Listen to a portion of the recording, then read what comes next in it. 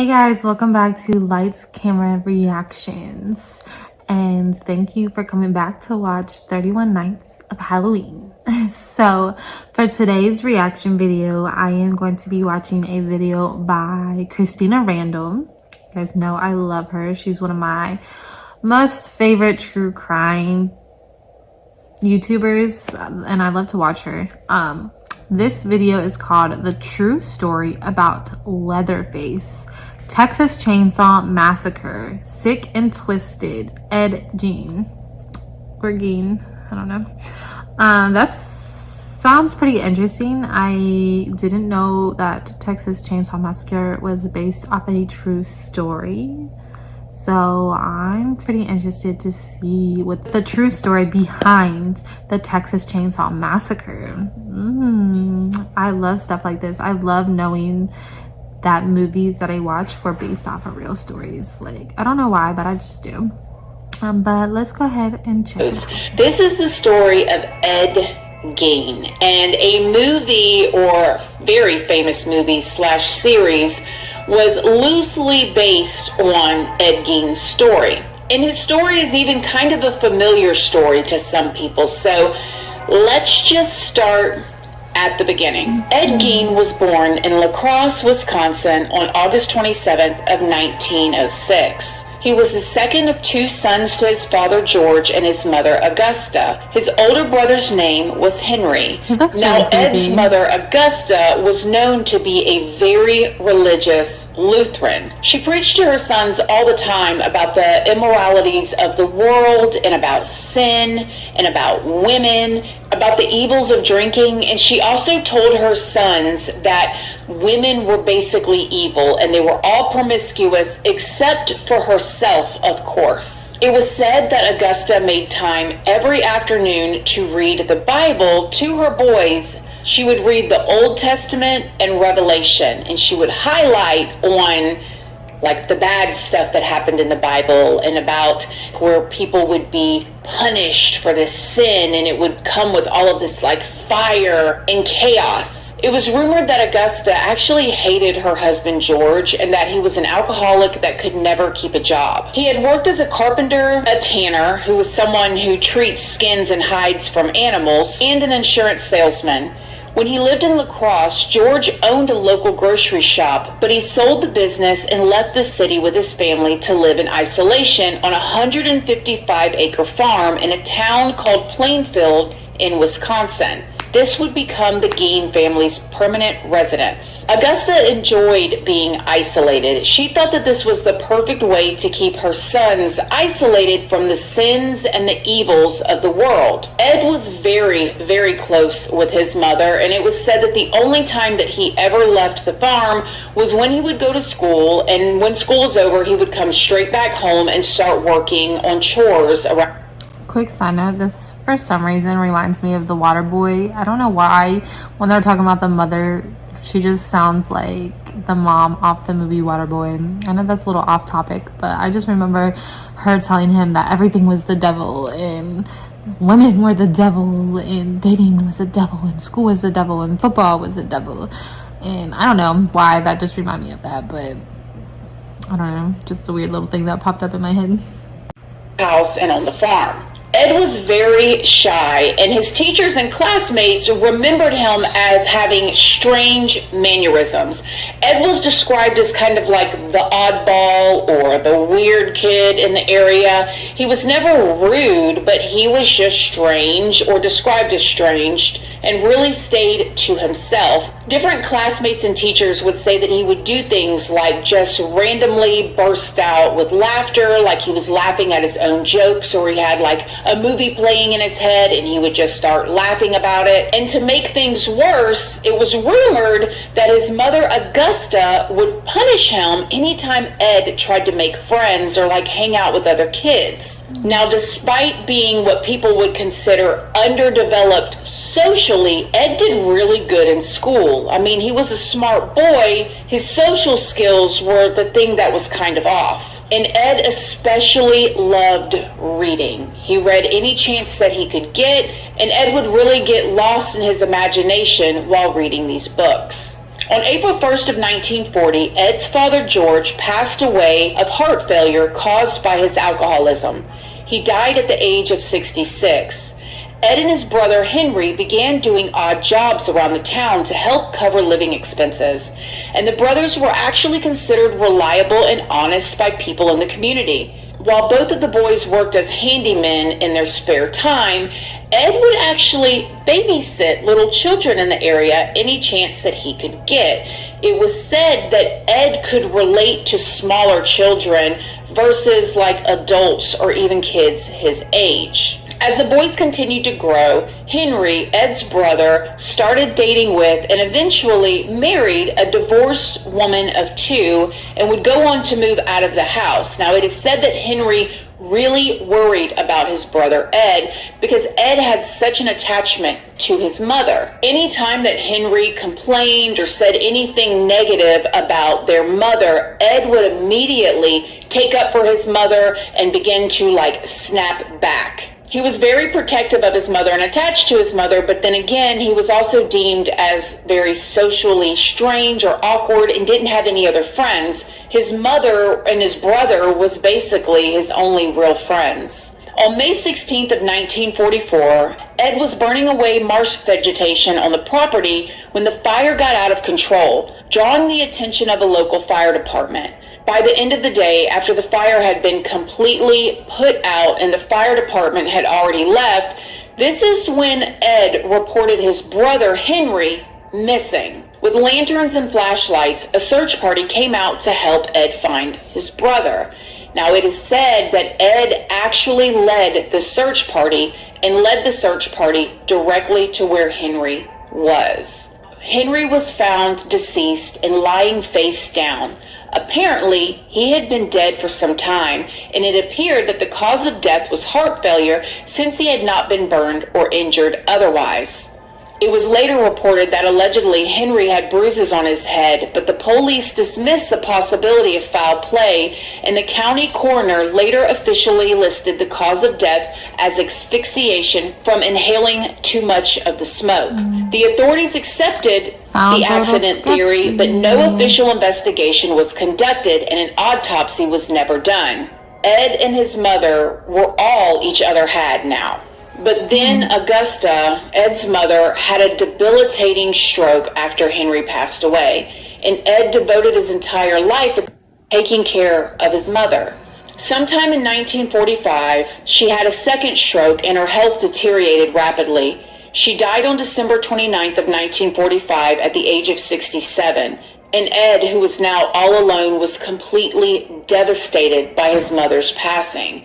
Some people said that Ed sobbed and cried and wailed so loud at her funeral that it was actually a bit disturbing. It wasn't what they would describe as your typical crying of a man who had lost his mother. It was more than that. Ed kept the farm and earned money from odd jobs. He boarded up rooms used by his mother, leaving them untouched. And while the rest of the house became extremely messy, her rooms remained in pristine condition. Ed stayed in a small room next to the kitchen. Now, with Ed being all alone, this is when Ed became very interested in reading pulp magazines. These were fiction-based stories about adventures. Specifically, adventures about cannibals and Nazis. And then Ed apparently took up a huge fascination with the human anatomy. So it's like he was alone and reading again. And now he was reading these magazines about these stories, about these people that were doing all of these crazy things, we'll just say that. And then he started to become obsessed over the human anatomy. On the morning of November 16th, 1957, Plainfield hardware store owner Bernice Warden disappeared. A local resident would later report that the hardware store's truck had been driven out from the back of the building at around 9:30 a.m., but the hardware store didn't have many customers the entire day because it was deer hunting season and most of the men from town were out in the woods hunting. Bernice Warden's son, Deputy Sheriff Frank Warden, was called and told his mother wasn't at her store, which was very unusual, so Frank decided to go and check on it. Frank entered the store at around 5 p.m. and found the store's cash register open and bloodstains on the floor. Frank told investigators that the evening before his mother disappeared, Ed was at the store and planned on coming back the following morning to buy a gallon of antifreeze. A sales slip for a gallon of antifreeze was the last receipt written by Bernice on the morning that she disappeared. Frank also told investigators that Ed had been coming around the store a lot lately and that he allegedly had even asked Bernice on a date at one point, but she refused. Later that evening, Ed was arrested at a local grocery store, and later his whole entire farm was searched by the police department. None of the investigators or anybody at the sheriff's department was prepared for what they would find on Ed's farm. And yes, they did find Bernice. One of the deputies walked in and found Bernice's decapitated body hanging upside down by her legs with a crossbar at her ankles and ropes at her wrists. Her torso was dressed out like a deer. And I'm going to put this lightly. It is what hunters do in order to prepare the deer. Yeah. Slice open the torso. They pull all of the bones and everything out and let it so hang after they drain. Release. You know, her body was dressed out like a hunter's does a deer, I guess. Yeah. But that is definitely not all they found on the Gein farm. As investigators continued to search the house, they also found large piles of human bones. They found a trash can made from skin. They found skin covering chairs in the house. They found where Ed's bed was, the two bedposts were skulls. Like real skulls on the bedposts. They found many female skulls with the tops sawed off. This man is psycho. That you eat out of, made from skulls. A corset made from a female torso, skinned from shoulder to waist. Leggings that you wear, made from skin. And so many more things like that. They found a belt made out of female nipples. Like a whole belt that you would wear. Where did all these women go missing from? No one noticed all these women were missing? From other faces. This sounds like hundreds female of women. Dahlia in a box. Okay, you imagine them. They open up the box and they found 9 female genitals. Fingernails, fingers, lips, 4 noses, and all kinds of just other, like, I cannot imagine the intense therapy. I can't imagine that these investigators would have needed after finding this. Like, I would have to quit. When I envision these investigators going in the house and opening the next box, I just envision like hurling and crying in fetal positions of just overwhelmed. I would have not have been able to do that. Like, I can't even imagine like walking into that. That's like a house of horrors. Like I said, where did all these women go missing from? Like, this had to be at least like 50 women, at least. I don't know. Maybe that's going too far, but it's a lot of women for him to be able to do all of that. Like, oh my goodness. Like, how long was he doing this for? Where did these women go missing from? Did no one notice that all these women were just gone? I mean, I know it was back in the day and this stuff like was harder to keep track because they didn't have computers and all of the technology we have now, but goodness gracious, like, how was he like living out there? Like, maybe he had like a life insurance policy on his family. I don't know if they had that stuff back then, but like, how is he living without a job and having the time to sit out in the middle of nowhere and just do this all day? Like, it had to take him a long period of time to do these things. Ugh, this is just so disgusting. Of what they saw in that house and how this man was living and how he was going into the town and speaking to people. And they just thought it was weird and quiet and socially awkward, but they didn't know that he had all of these things. And now who do these who do these parts belong to? This is what the investigators are wondering now as well. Ed was immediately brought up to the police station for questioning. He originally wasn't talking much, but after about a day, Ed told investigators that if he could have a slice of apple pie with a slice of cheese on top of it, he would tell them anything they wanted to know. Ed went on to tell investigators that between the years of 1947 and 1952, he made as many as 40 visits to 3 local graveyards at night to exhume recently buried bodies while he was in a dazed-like state. On about 30 of those visits, he said he came out of the daze while in the cemetery and left the grave and returned home empty-handed. On the other occasions, he dug up the graves of recently buried middle-aged women he thought resembled his mother and took the bodies home, where he tanned their skins to make his keepsakes. He said he had been keeping an eye on the obituary section of the newspaper to determine whose grave he wanted to rob and when the funeral would be. Ed also admitted to stealing from 9 graves at a local cemetery and led investigators to their locations. A man named Allen from the State Crime Laboratory opened 3 test graves that were identified by Ed. Ed had robbed the graves soon after the funerals, while the graves were not completed, so they were still shallow.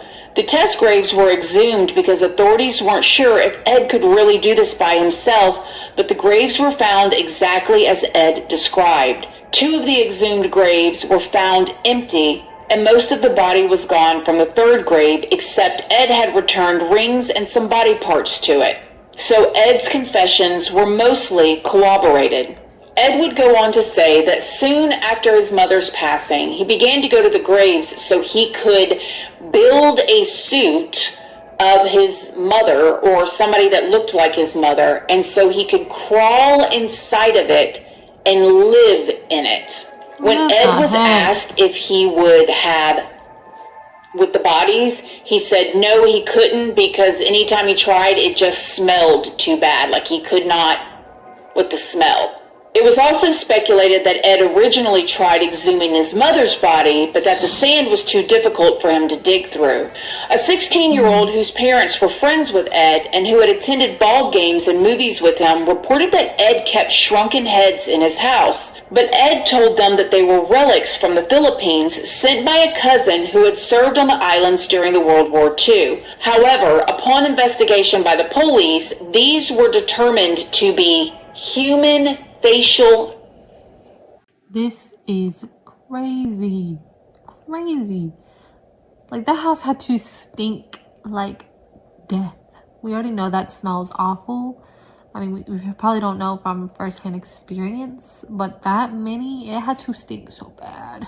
How was he living there? Skins that had been peeled straight off of the bone in order to make these. And then it was said that 16-year-old had actually been served soup out of these bowls on multiple occasions. Why would you let your child eat that? Even if you thought it was from the Philippines, you had been washed and bleached. Oh my gosh. Ed was also considered a suspect in several other unsolved cases in Wisconsin, including the 1953 disappearance of Evelyn Hartley, who was a babysitter in La Crosse, where Ed used to live. Now, during questioning, allegedly, one of these sheriffs actually took Ed's head and began to bang it into a brick wall. And because of that, Ed's initial confession was then deemed like they couldn't use it. The judge ruled it inadmissible. And that sheriff that did that ended up passing away from heart failure in 1963 before Ed even went to trial. Many who knew that sheriff said he was traumatized by Ed's crimes, and this, along with the fear of having to testify, especially after banging Ed's head into the wall, caused his death. One of that sheriff's friends said that he was a victim of Ed's crimes, just as if Ed had done the same thing to him as he did to all of those other bodies. I believe that. I get that.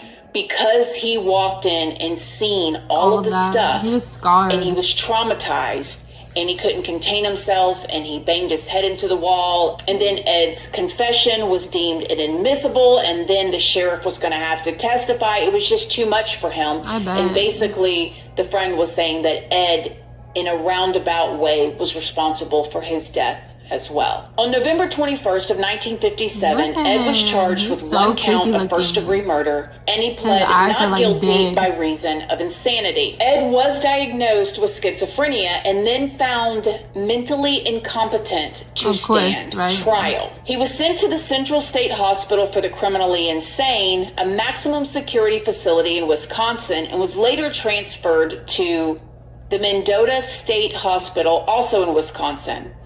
11 years later, in 1968, doctors determined Ed was indeed mentally able to confer with counsel and participate in his defense. The trial began on November 7th of 1968, and it lasted for 1 week. A psychiatrist testified that Ed had told him that he didn't know whether the killing of Bernice Worden was intentional or accidental. Ed had told him that while he examined a firearm in Bernice's store, it went off and ended her life. Ed testified that after trying to load the weapon, it discharged. He said he wasn't aiming for Bernice, but didn't remember anything else that happened that morning. At the request of the defense, Ed's trial was held without a jury, and he was found guilty on November 14th. A second trial dealt with Ed's sanity. After testimony by doctors for the prosecution and defense, the judge ruled Ed not guilty by reason of insanity. The judge then committed him to the state hospital for the criminally insane. After Ed's conviction, his house and 195-acre property were appraised at $4,700, which would be the equivalent to $48,000 in 2022. His possessions were scheduled to be auctioned on May 30th of 1958, and rumors were saying that the house and the land that it stood on might become a tourist attraction. However, early on the morning of March 20th, the house was destroyed by a fire.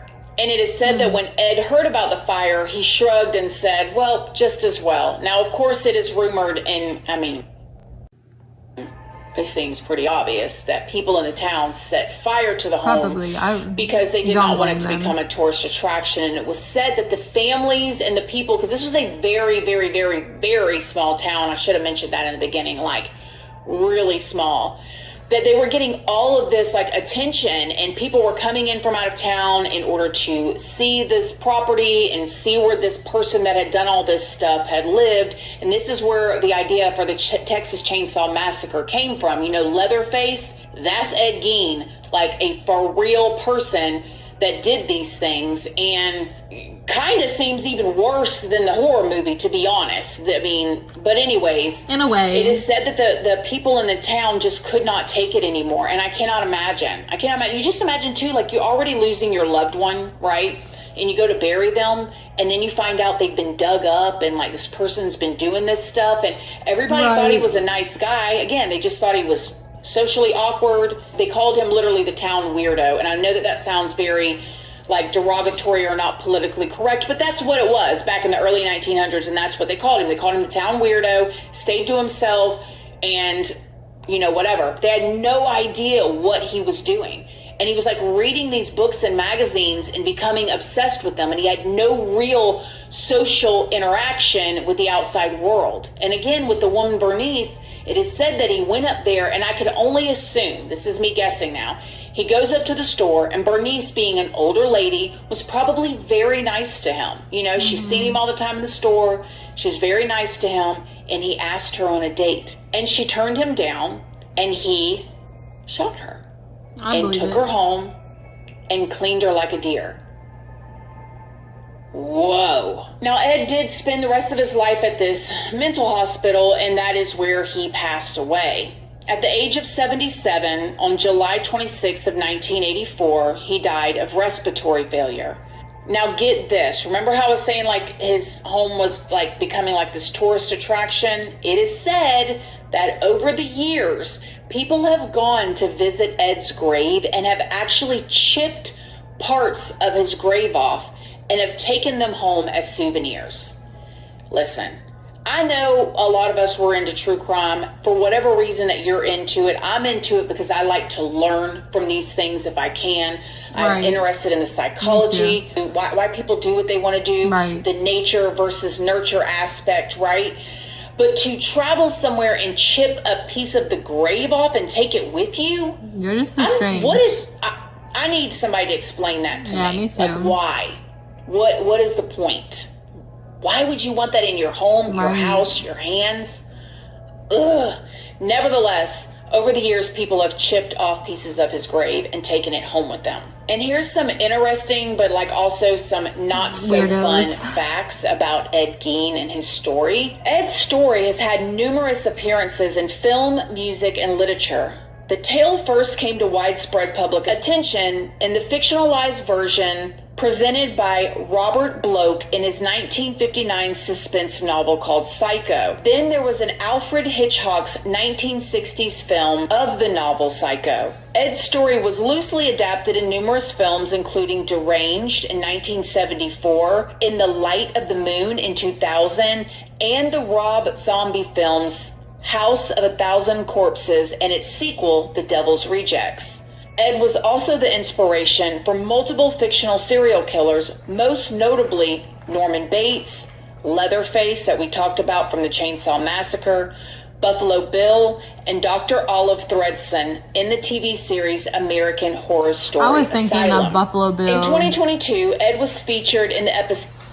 I was literally thinking of that when they said that he was trying to build like I guess his mother, like a woman. I was thinking of that because I was like, I feel like I saw that in a movie, and I did. That was a movie. I just couldn't remember what it was called.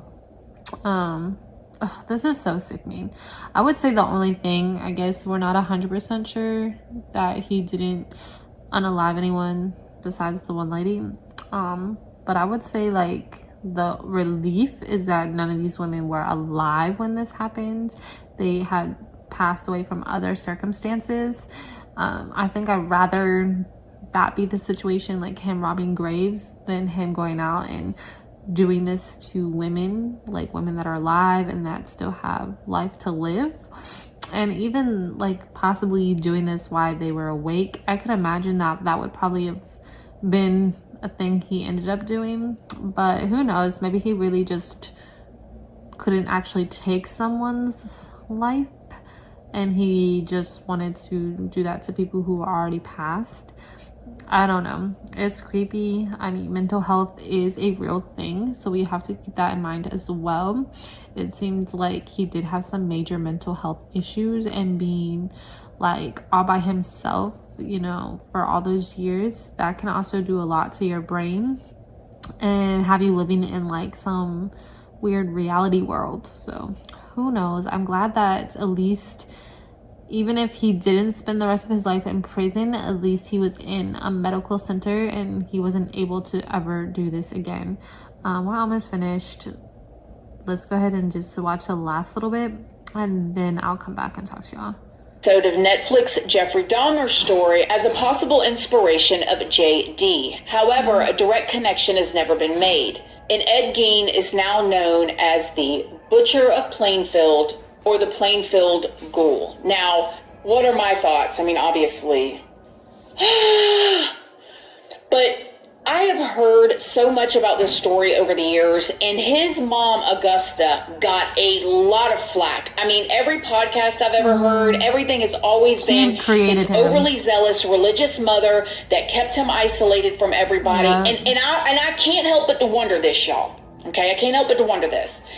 I can't help but to wonder if Augusta, his mama, seen something in him.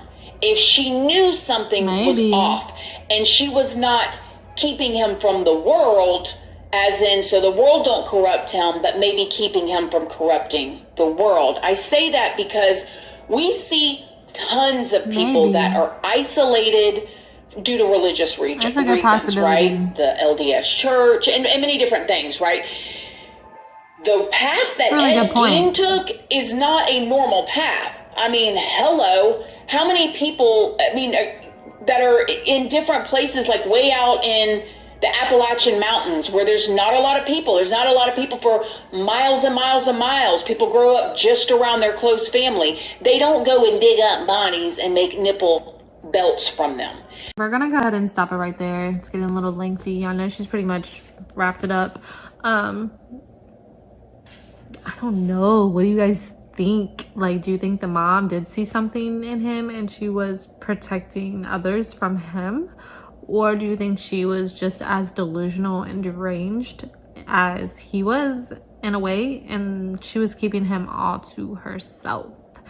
Do you also think like other things happened, like such as things we can't say on here that sometimes crazy people do to their kids? Maybe he was violated as a child as well, and maybe that's why he had such an obsession with his mom. Who knows? You know, this story is pretty old, so there's just so much information that we do not know about, and things that may have happened that we're not aware of. Like I said, I'm just glad he spent the rest of his life in an institute and he wasn't free to possibly do this again or do something worse. I don't know. Let me know what you guys think about this story. Like, what do you think about the mom? If you agree that she could have prevented it, or do you think she was already trying to prevent it and that was her way? Or do you think she was a lot more sinister behind closed doors? I don't know. Like I said, this video is by Christina Randall. It's called The True Story About Leatherface Texas Chainsaw Massacre, Sick and Twisted, Ed Gein. So make sure you go and support my girl Christina Randall as well, and also support me too by hitting that like button, that subscribe button, and that notification bell for more content. And thank you guys so much for watching 31 Nights of Halloween, and I'll see you guys later.